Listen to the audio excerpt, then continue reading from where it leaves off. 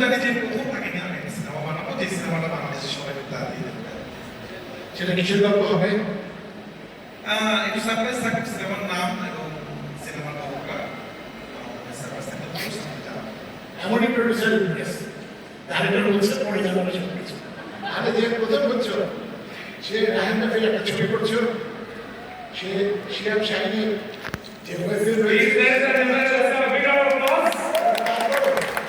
আরো পুরস্কার রয়েছে, সেটাও তারা জানতে পারে। রাহেন রাফি, শিয়াব শাহিনী, তোমাদের অভিনন্দন, একদম নতুনদের নিয়ে তোমরা কাজ করছো। ইমপ্রেস ইউনিভার্স সবসময় এটা পাবে শ্রদ্ধায়।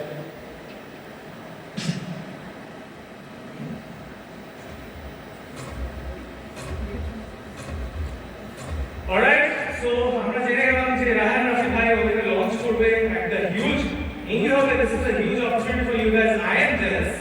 আপনি এতদিন ধরে আমার হোস্টিং দেখছেন, আমাকে কিছু অফার করলেন না, খুব খারাপ লাগবে না? অডিশন দিও।